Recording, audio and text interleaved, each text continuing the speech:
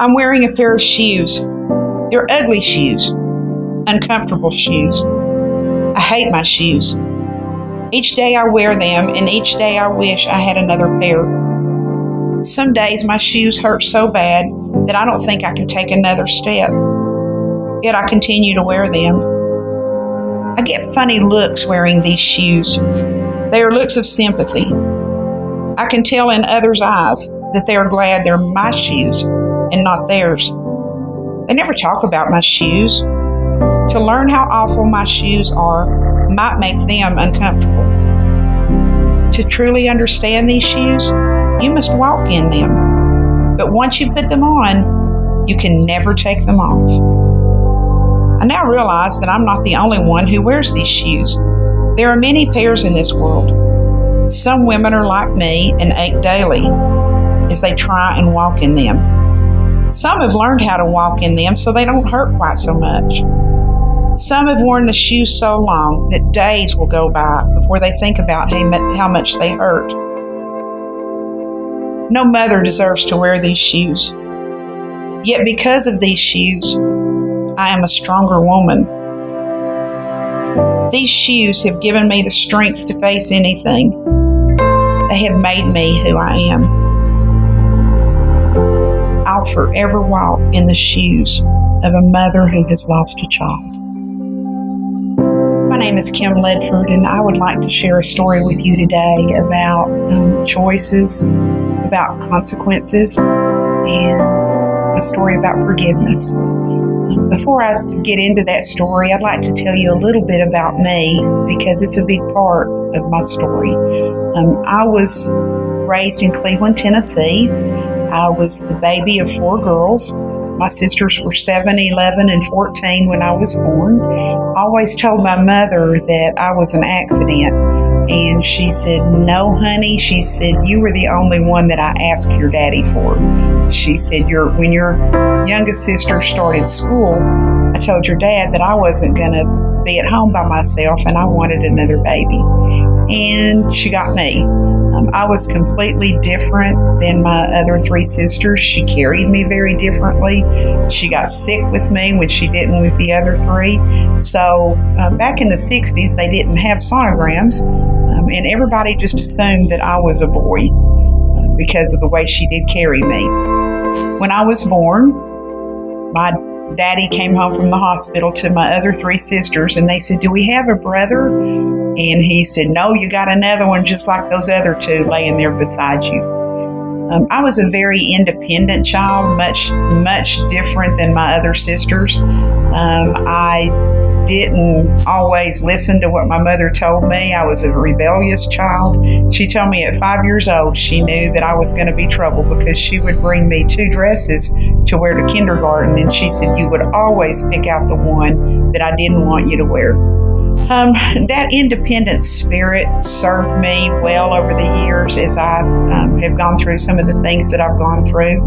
When I was 12 years old, my daddy had a massive heart attack in front of me and died. Pretty much rocked my world because I was a daddy's girl. I would go to work with him. I was his fishing buddy, and it pretty much broke my heart. I became even more rebellious, but at the same time, I felt a tremendous need to take care of my mother because I was the only one still at home. And my mother was more of a dependent person. She always depended on my dad for lots of things. So I kind of became her protector. When I was 16, she married again. I had a wonderful stepfather for 33 years. But a month after she was married, I was pregnant. It was my junior year in high school.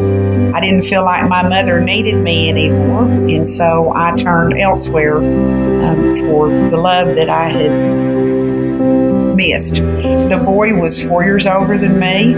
He was from a place called Wartburg, Tennessee, and he had come down to Cleveland to go to school at Cleveland State. He paid a little bit of attention to me, and that's all it took. But we didn't know that I was pregnant. It was, like I said, it was my junior year in high school. I had mono at the same time, so we assumed that was the reason for me being sleepy all the time. And in June, Mother took me to the doctor, and she said, there's something wrong with Kim. The doctor knew my family really well. My daddy had built his house, and he examined me and took us into his office, and he said, I'll be in a minute.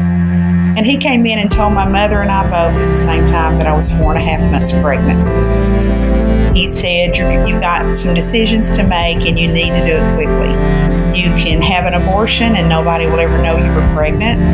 You can get married. You can raise the baby on your own, or you can put it up for adoption. And I had been raised in a Christian home, so I didn't feel like abortion was the thing for me to do. I talked to my boyfriend. One minute he wanted to get married, one minute he didn't. And I thought, I'm not going to end up being a single parent even before this child's born. So I chose to go to a Baptist home in New Orleans, had a little girl on October the 14th, and signed my rights away to her. I did an English correspondence course while I was in the home, and I had enough credits that when I went back to school in January of my senior year, I was able to graduate with my class. I actually applied for UT's nursing program in April, graduated in May. I got accepted in May to UT's nursing program, and after graduation, I went straight to UT to summer school. My mother thought that it would be best if I just got out of town. I've always said that UT may be a party town in the fall, but in the summer there was nothing going on. The classes weren't very full. The dorms were empty. I was miserable. And after 3 weeks, I called her and told her that I wanted to drop out of school. And she told me I couldn't. And I thought, I'm 18 years old. I'm an adult. I know more about my life than you do. And I guess if I could tell kids anything, it would be your parents aren't as dumb as you think they are. And I just wish that we had that wisdom as teenagers to know that our parents are only doing things for our benefit. But I didn't listen to her. I dropped out of school, came home, got married basically just to get out from under her authority. And that marriage lasted 17 months and ended in divorce. I went to work full time. I was going to school at Cleveland State, bought a car, and couldn't keep it in the road. I would be driving down the road and it would just veer off. So I had been to every mechanic in Cleveland, I thought.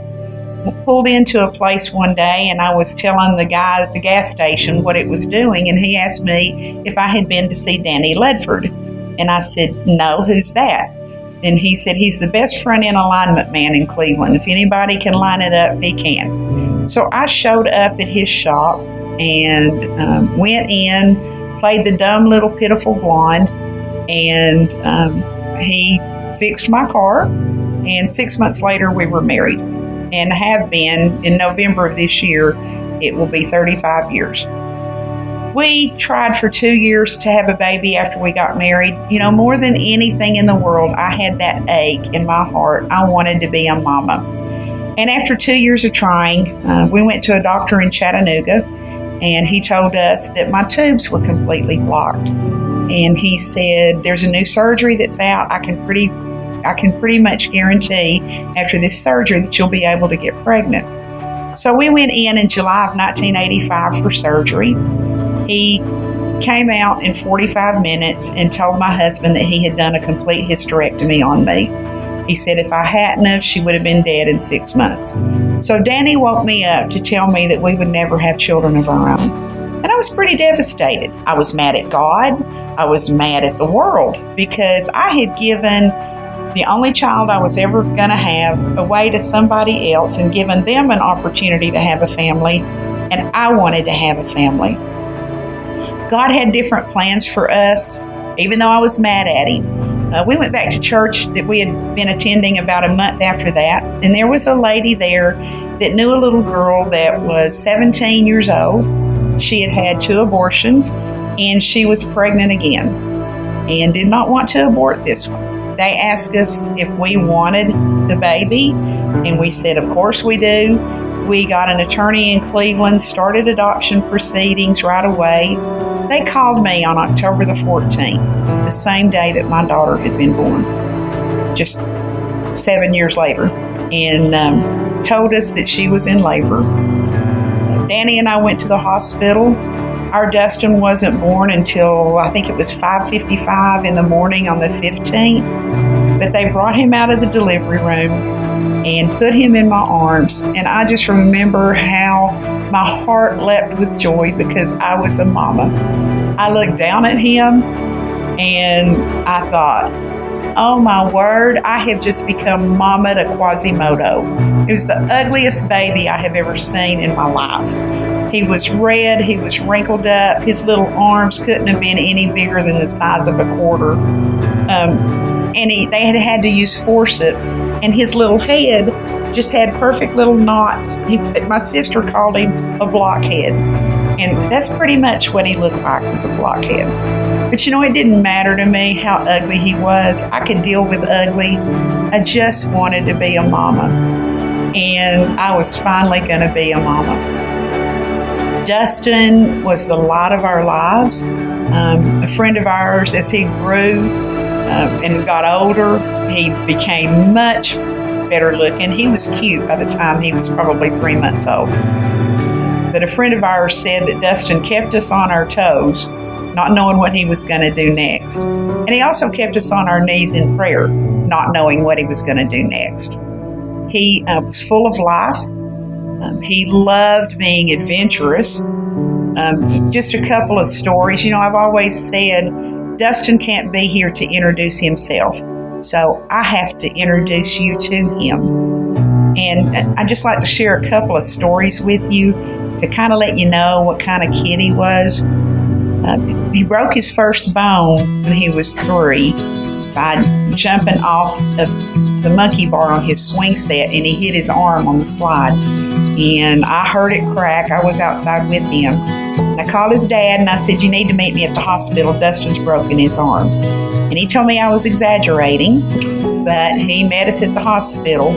And what he couldn't see was that Dustin's arm went like this, and then it hung down and came back up. So when he got to the hospital, he said, okay, I'll never doubt you again when you tell me Dustin's broken a bone. Not too long after that, maybe 6 months, he was out front on our driveway, and our whole yard was fenced in, so I didn't have to worry about him getting out of the yard. But I was watching him, and he had a little cozy coupe car, which is it almost is like a Flintstone car. It's a little orange car with a big yellow roof, and normal children get in them and they pedal them with their feet. But Dustin wasn't a normal child. He got on top of the roof of the cozy coupe, and as I ran out the front door to get him, he was coming down the driveway balancing, going, "Cowabunga, dude!" Hit a tree head on and broke his ankle. So another trip back to the emergency room. It kind of got to be a joke with Danny and I, because I would at that time Cleveland had 2 hospitals.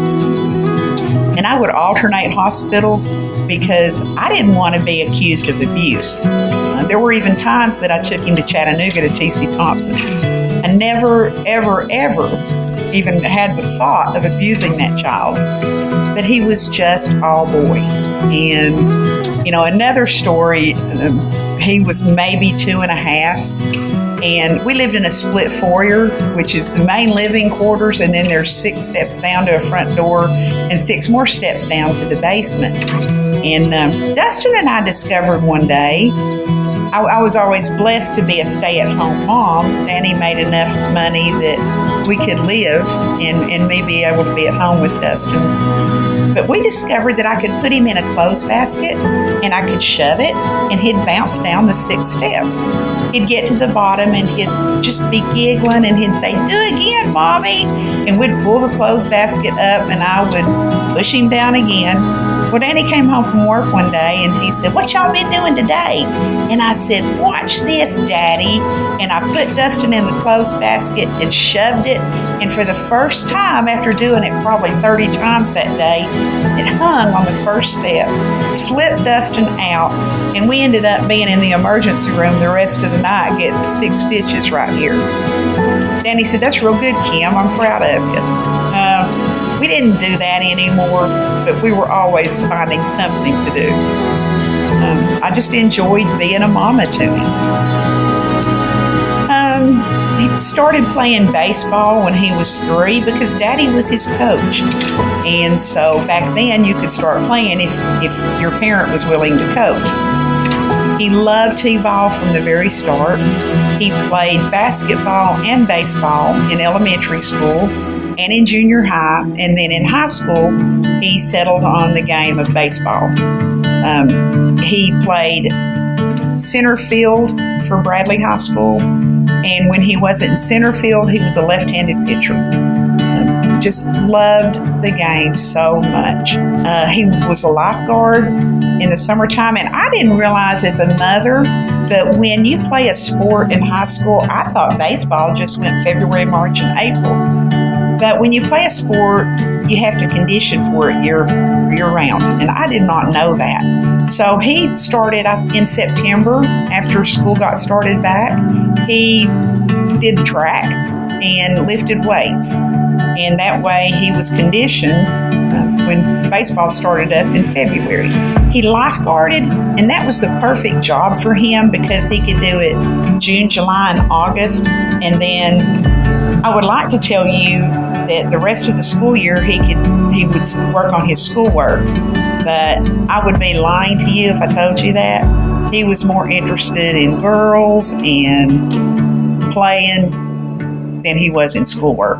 He did come out with mostly A's and B's. There were a few C's, but it was just because he played a lot. But his senior year in high school, I finally got my college degree, and my husband was with me at graduation, and it was one of Dustin's last games of the year. And like I said, it was his senior year. As soon as I walked across the stage and got my diploma, I said, come on, we got to get to Bradley. Dustin's got a game. Well, when we pulled up, the game was still going on, and Dustin wasn't anywhere to be found. So I was panicking. One of the other mothers came out to me, and she said, Dustin's okay, but he's in the dugout hurt. And I said, what happened? And he was in center field calling for the ball. Evidently, that's another thing I didn't know about baseball. If you play center field, you control the outfield. And there was a fly ball that was hit to him. He was going for it and calling everybody else off. Well, the left fielder kept coming over, and he and Dustin collided. Dustin caught the ball, but they both collided. The boy that hit Dustin had a concussion. Dustin had a really deep thigh bruise. They thought that his thigh was broken, but he couldn't walk on it for about 6 weeks. And that ended up ending his baseball career. He couldn't go on and play college ball. He was brokenhearted because baseball meant so much to him. But he went to work at Hollister at Hamilton Place. And he came home Mother's Day, and he had a little white box with a little red bow on it. And he kind of chucked it at me, and he said, here, Mom, happy Mother's Day. And I said, Dustin, you shouldn't have done this. Well, I opened it up, and inside was this necklace. And it's a little gold heart. It says Mom across it, and there's a little diamond in the O. And he said, Daddy's always bought your Mother's Day presents, and I wanted you to have something that I had bought, I had picked out. So I cherish this necklace. It's probably one of my most favorite pieces of jewelry. But I said, you shouldn't have done this. And he said, well, I got you something else, but I can't give it to you right now. So he went in his room, and he came back out, and he said, Mom, I know it's Mother's Day and everything, but would it hurt your feelings if I went to be with some of my buddies? And I said, no, go out and go do whatever you want to do, but please come in at a decent time because I don't go to sleep until I know that you're home safe. Which is true with most parents, 98% of the time. But I fell asleep that night before he came home. He came in sometime after 11. He got our Yorkie out of the bed and took it to the other end of the house. And went in our hall closet and got our video camera, set it up on the antique mantle that was on the opposite wall of our bed, went in his bedroom and got his Carolina Tar Heels garbage can, which was about that big around and about 3 foot deep, turned the video camera on, and lit a whole string of firecrackers in that garbage can. That was my other Mother's Day present. He had it cooked up that he was going to do that. I'm flailing all over the bed. I thought somebody was in there with a shotgun shooting us. And just as the video cuts off, you can hear his dad say, "When I get your mother off of the top of me, I'm going to kill you." And you know, it didn't hit me till a couple of weeks ago. Why was I on top of Danny? Danny should have been on top of me, protecting me. So I went home that night after that hit me, after all these years, and I said, "Hey, why weren't you protecting me that night?" And we kind of got a laugh out of it because neither one of us had ever thought about that. I could go on and tell you stories about Dustin, tell you the things he did, like jumping off of railroad trellises, jumping from the roof of a barn into the Tennessee River. My sister caught him doing that. But I guess it's time to get to the part about why I'm really here. This is the hard part of my story. It's not a fun part. July 9th, 2010 was my husband's birthday. Our best friends had moved down to Calhoun, Georgia. So we went down there. It was a Friday night. Went down there for the weekend. And early in the morning, about 1:30, we got a phone call from Dustin's girlfriend. And she said, "Is Dustin with you?" And Danny said, "No, Lindsay, we're in Calhoun, Georgia." And she said, "Well, I think he's been in a wreck. I can't get him on his phone." We jumped up and headed up the interstate, and I just started making phone calls. The first place that I called was the hospital in Cleveland. And I said, "Can you tell me if my son is there?" And they said, "We can tell you he's here, but we can't tell you anything else because we don't know that you're who you say you are." I called the sheriff's department and I said, "Can you put me through to the officer that has worked my son's wreck?"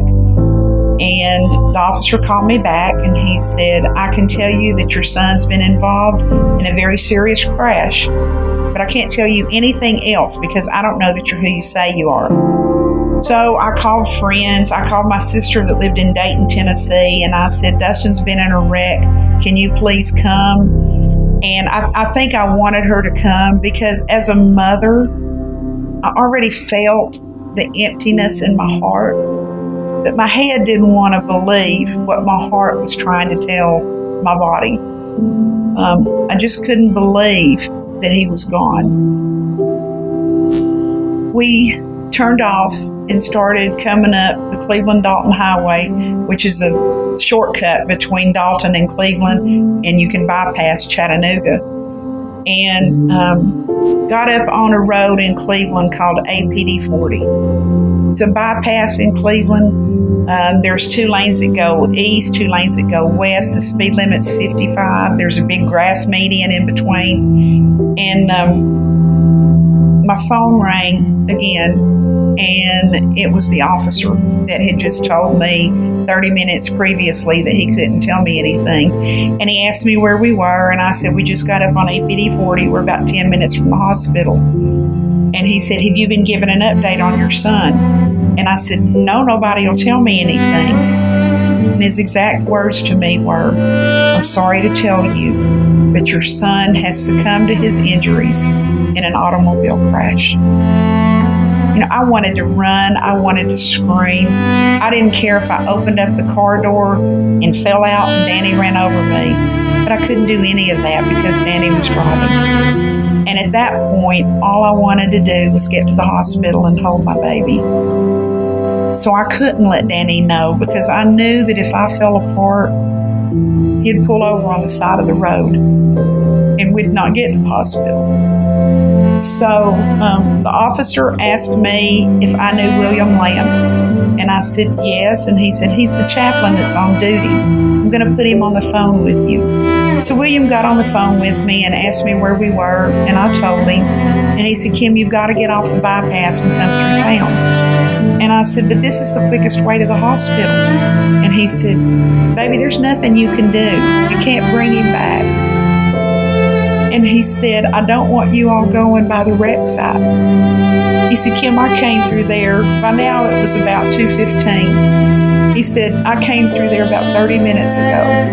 The wreck happened at 12:09. And he said, it's still smoking. He said, Kim, it looks like a bomb went off. So I told Danny that we had to get off the bypass, and he argued with me a little bit, but he finally did. And we got to the front of the hospital, and I kept talking to William because I could hear Danny talking to me, but I didn't want to have to answer his questions. So William asked me where we were, and I said, we're in front of the hospital. And he said, well, I'm going to hang up because I want to meet you all around at the emergency room. And he hung up, and I thought, I'm going to have to tell Danny. And Danny looked over at me, and he said, I'm not going any further until you tell me. Is my son dead? And I had to tell him yes. Neither one of us can remember how our car got from that point around to the back of the emergency room. We both remember pulling in a parking place and seeing probably 12 to 15 kids outside. Word had spread pretty quickly that Dustin had been in a wreck. We walked in to the emergency room. My sister was there. Our pastor was there. My neighbor was there. Dustin's girlfriend was there. Her sister was there. And Dustin's girlfriend's baby, which she was 3.5 years old, beautiful little biracial girl that Dustin had been daddy to since she was 9 months old. Her daddy was out of the picture. And I had to tell Serenity and everybody there that Dustin had died. You know, Serenity had never even lost a goldfish. She didn't know what death was. And I tried to explain to her that Daddy had gone to heaven to live with Jesus. But I don't know that she understood. I don't know that I understood. And I was 51 years old. I just knew that the emptiness that I felt in my heart was real.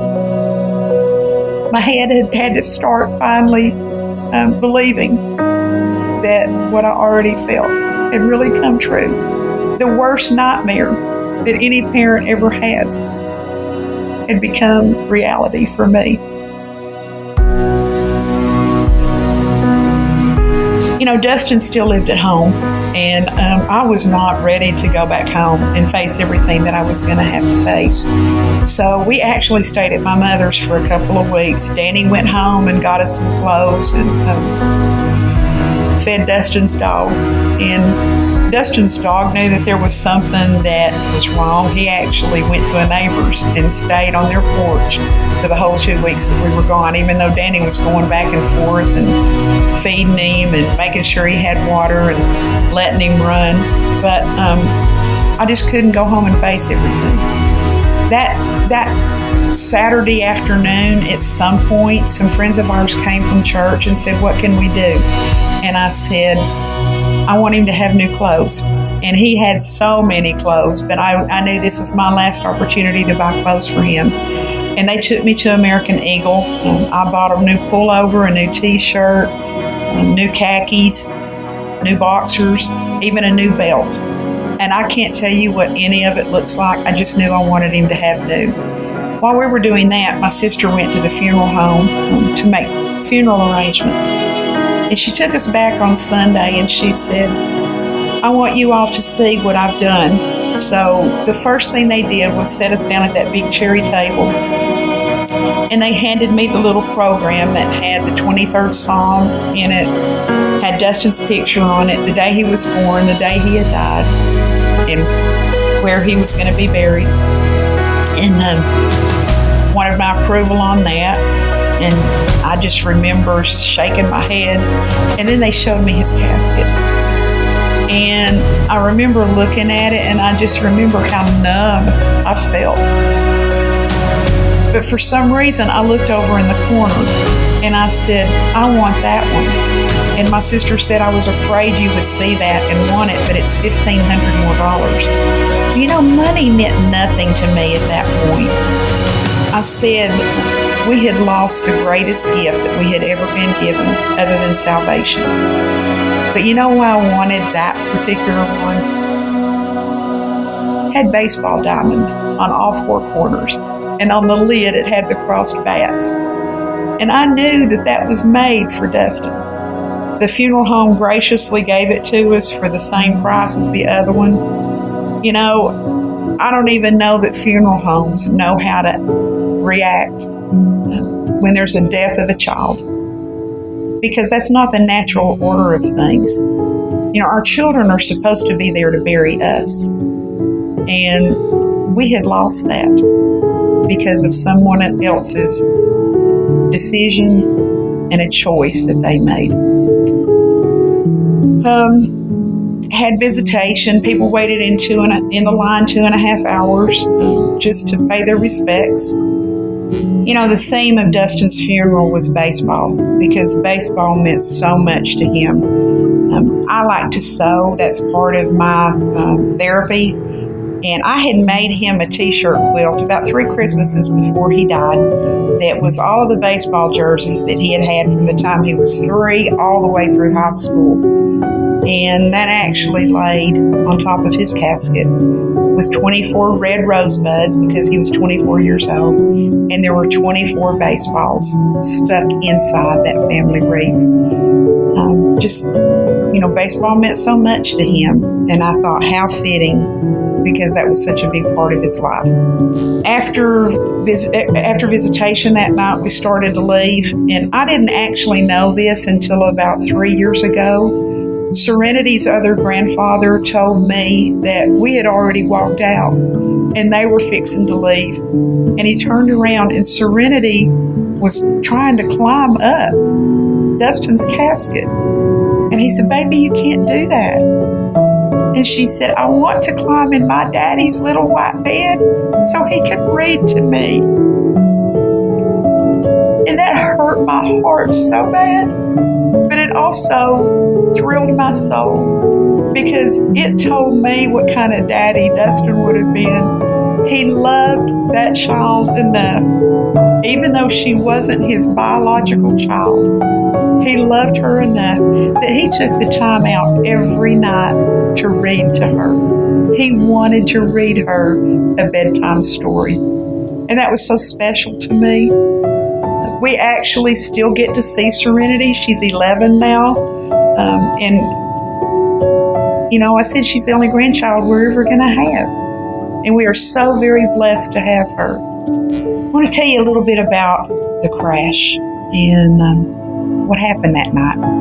Apparently on that Friday night that was my husband's birthday and we were in Georgia celebrating, there was a young mother here in Cleveland. She was 29 years old that was in a bad relationship with a boy.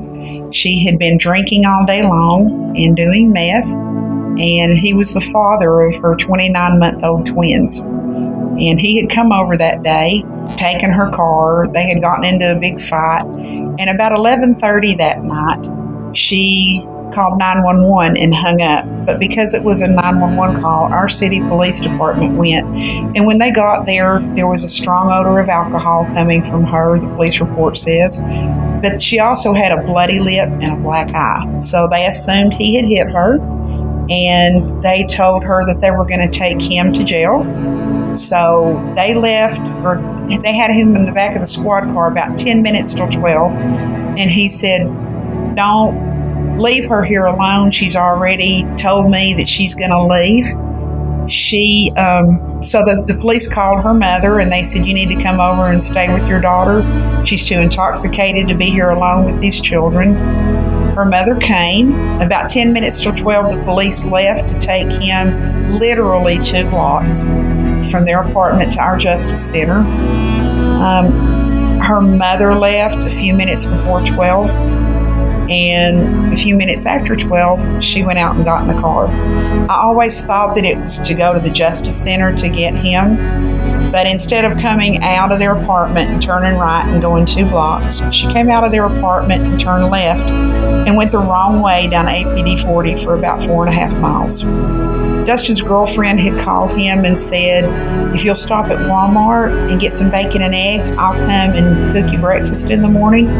So we've got video of him pushing his buggy through Walmart and getting his groceries, taking them to the car, and driving off.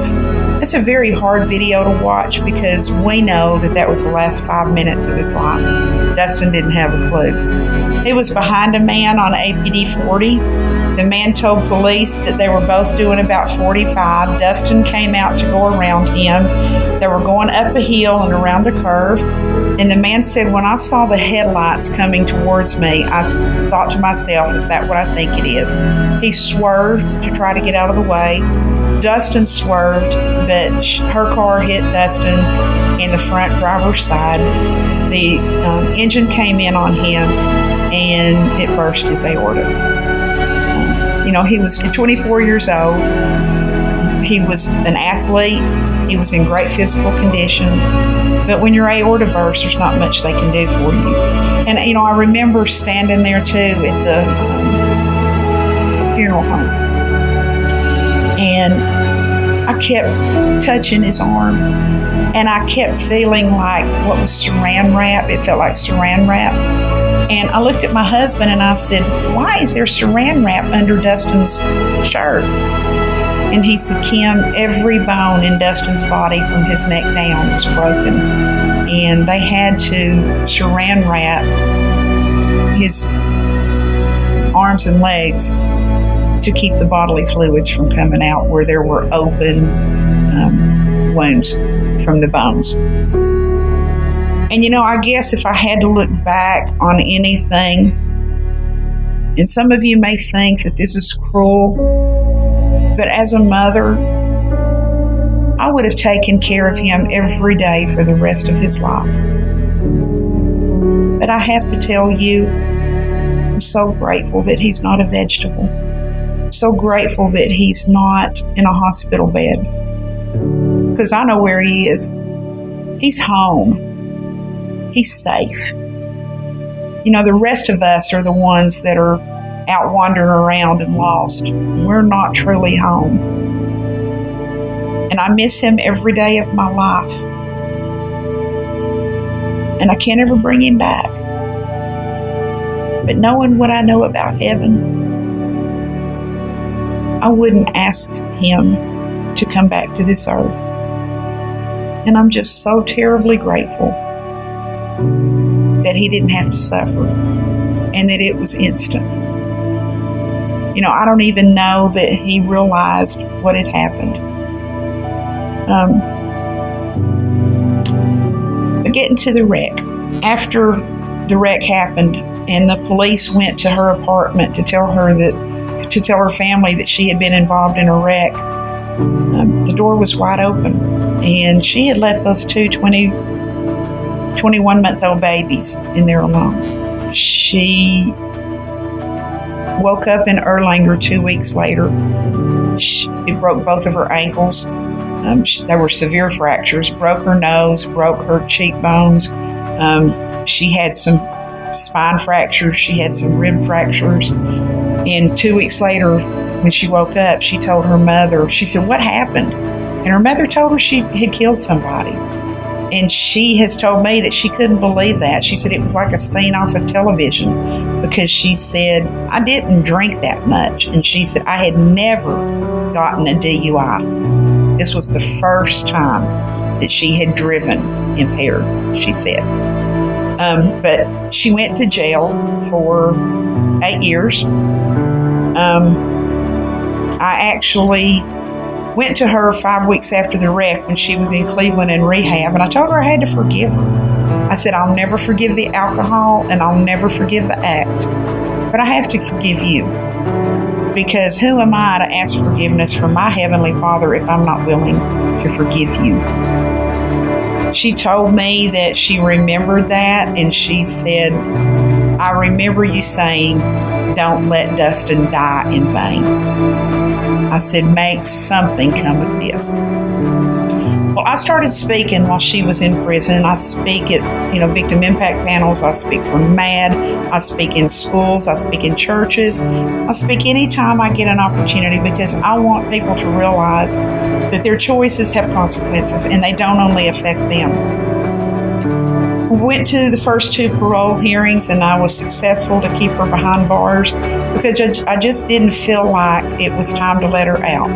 The 3rd parole hearing I went on her behalf and I asked them to please let her out. She had missed her children's 3rd, 4th, 5th, 6th, 7th, and 8th birthdays. She had missed the first day of kindergarten, 1st grade, 2nd grade, 3rd grade. And I wanted her to be a part of those children's lives. I didn't want those children to grow up without their mother. And I thought, if she hasn't changed by now, she's not going to change. She called me about 1.5 years ago. I was actually speaking for MAD one evening at a victim impact panel. And she called while I was there. And on the way home from Knoxville, I called her. And she told me that she was at home with her children. And she just wanted me to know. She and I go speak together sometimes. It's not always easy for her because of the children. She has a job. She has become a productive member of society. And she told me that even the smell of alcohol makes her sick. And that's what I prayed for. I prayed that the need for alcohol would just disappear out of her life. She's a sweet girl. I can tell you beyond a shadow of a doubt that I feel nothing but love for her. Does that make my pain any less? Absolutely not. But I want Dustin's story, I want Dustin's life to make a difference. And if something that I can say or something that she can say to somebody will help you realize that your choices don't only affect you, and if you can leave here a better person, leave here and make the conscious choice to not ever get behind the wheel impaired again. And impaired could be anything: drugs, alcohol, texting, speeding. There's so many ways that just that split second, you can change somebody's life forever. I'll tell you, our holidays are hard. Dustin's birthday, Halloween, Thanksgiving's a family holiday, and 1/3 of our family's gone. Christmas is hard. My birthday's hard. Mother's Day and Father's Day are horrendous. Dustin was our only child. We have to go to the cemetery on those 2 days. We haven't gone back to church on those 2 days because I'll always be his mother. Danny will always be his daddy, but it's hard to go to church and see all those mothers so happy because their children are with them. And my child's with God. And we just can't do church on those 2 days. But Danny's birthday is probably the hardest of all because Dustin called him on July the 9th at 4 o'clock in the afternoon and wished him happy birthday. On July 10th at 12:09, Dustin's gone. And I told Danny, I said, July 9th is your day to celebrate you.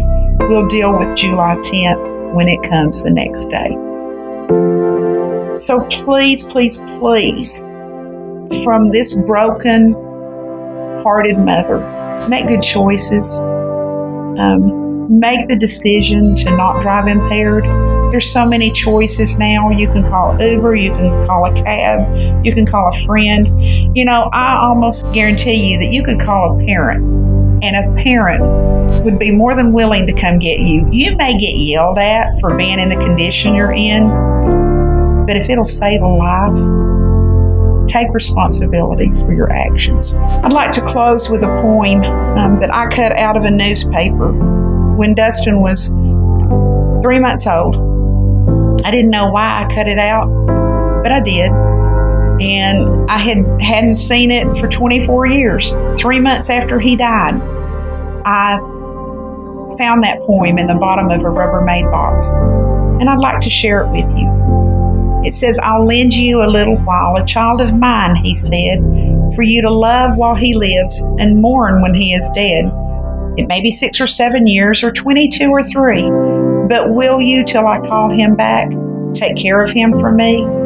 He'll bring his charms to gladden you, and shall his stay be brief, you'll have his lovely memories as solace for your grief. I cannot promise he will stay, as all from earth return, but there are lessons taught down there I want this child to learn. I've looked the wide world over in my search for teachers true, and from the throngs that crowd life's lanes, I have selected you. Now will you give him all your love, not think the labor vain, nor hate me when I come to call to take him back again?" I fancied that I heard them say, "Dear Lord, thy will be done. For all the joy this child shall bring, the risk of grief will run. We'll shower him with tenderness and love him while we may, and for the happiness we've known, forever grateful stay. And should the angels call for him much sooner than we planned, we'll brave the bitter grief that comes and try to understand. You know, I'm so grateful that God chose me to be Dustin Ledford's mama. If God had have come to me on October 15th, 1985, and said, "I'm going to give you this baby, but you can only have him for 24 years, 8 months, and 25 days. Do you still want him?" There's not a doubt in my mind. Oh yeah, we want him. I have 24 years of memories that nobody can ever take from me. I can tell you that that child was loved more than any child, or just as much as any parent loves any child. And those are things that can never be taken away from me. Again, I'm so grateful that I was chosen to be his mama and his teacher. I always told him that God had something special for him to do, because his birth mother aborted too, and she chose to let him live. And I guess I've thought back over the past 8 years since he's been gone, and I thought, you know, God did have something very special for him to do. He just can't be here to do it. He created the story. I have to tell it. And I will do that as long as I can, and as long as I still believe that there is good in people and that they realize that their choices affect other people. Thank you for listening.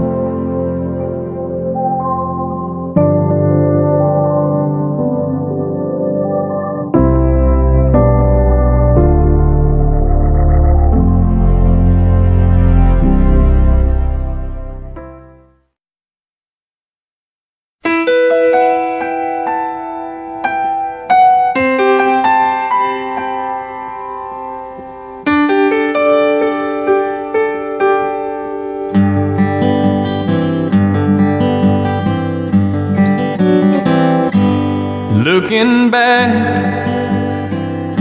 on the memory of the dance we shared beneath the stars above. For a moment, all the world was right. How could I have known that you'd ever say goodbye? And now I'm glad I didn't know the way it all would end, the way it all would go. Our lives are better left to chance. I could have missed the pain, but I'd have had to miss the dance.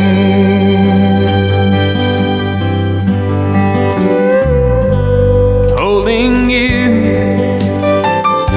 I held everything for a moment. wasn't I the king? But if I'd only known how the king would fall, hey, who's to say? You know I might have changed it all.